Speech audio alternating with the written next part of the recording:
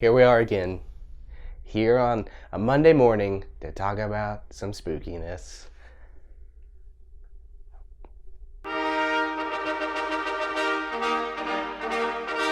It is Monday, July 12th.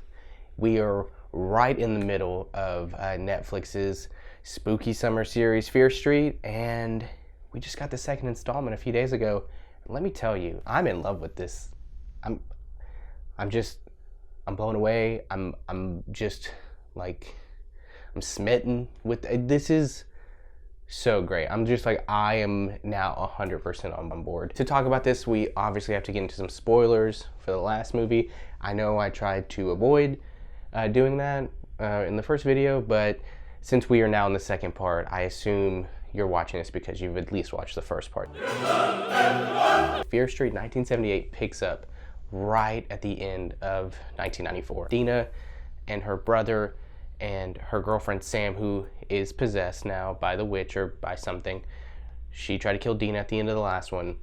And so they are going to find someone who they spoke to in the middle of the first movie, someone who has kind of gone through what they are going through. They go to C. Berman's house, played by Gillian Jacobs, and she goes into retelling the story of her and her sister at camp in 1978 and kind of this massacre that happens.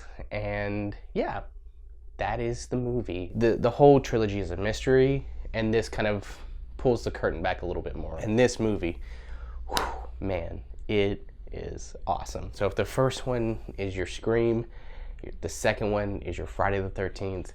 They are at a summer camp doing drugs, they're having sex, they're swearing, there's rivalries, and then all of a sudden, a maniac shows up with an axe, starts killing people. When I say killing, I mean like brutally murdering people. It doesn't take as long to get going, which is awesome. So I mean, right from the get-go, we know some names, things start happening. And the pacing of this movie is just like, it just goes, and it's fun. So yeah, we start to learn a little bit more about the curse. We learn a little bit more about this rivalry between these two towns. And really, the way I can describe this is, so the first sequence of the first movie is about, this dude goes crazy, murders some mall employees, and then is killed. And then becomes like this henchman for the witch. What most of this movie is almost that, but longer. So we really do see kind of that, someone's taken over, and they just go nuts. And then they only go nuts on certain people. And it kind of fills in those little things. I was worried it was gonna feel the same, but it doesn't.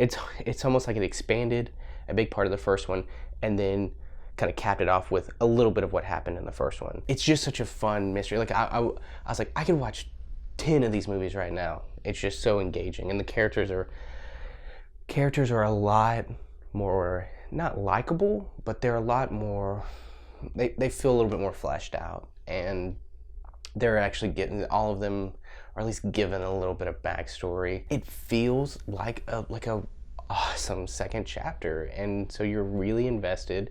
You're invested in your 90s characters, you're really invested in your 70s characters as you're being chased by a maniac, and the way that it connects everything. And you're starting to kind of see things connect. And you're like, okay, all right, I see what they're doing there.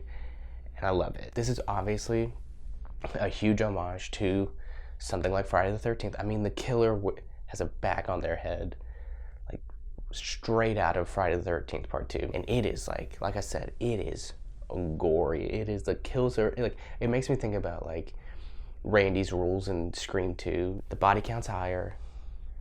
Anyone can die. Like, it really is, you're just like, oh, man, they really did just like crank it up a notch. And it's awesome. I mean, again, do not watch this with your kids. It is gnarly. And you're like, ooh.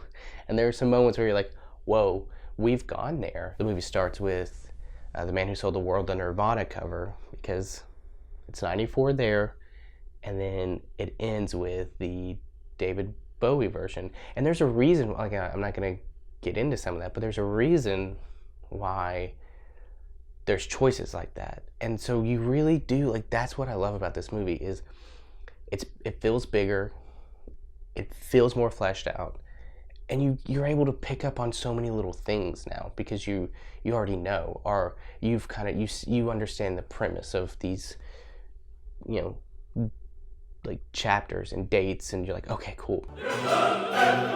For this one, I don't need to kind of separate it. I would give this one like a legit like 8 out of 10 across the board. It's great, it's fun, it's gnarly, like it is, man, it's just, I don't know why more people are talking about this one than the first one, because this one is like way superior to me. So for the future now, the next installment, this is the one I was wondering about. We're going to 1666. How are they going to do that?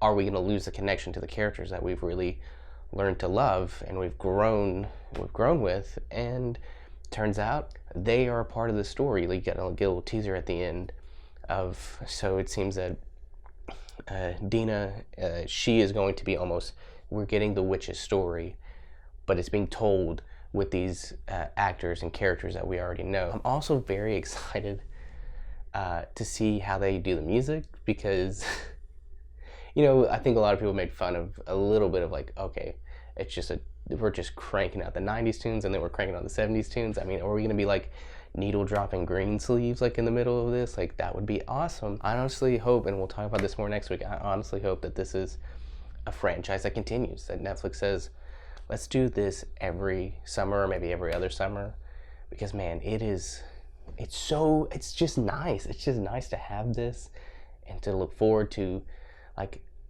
a movie trilogy that you're gonna get in 3 weeks. And I'm like, oh, if you love horror, just please go watch it so we can have more. Thank you. Un esercito di prodi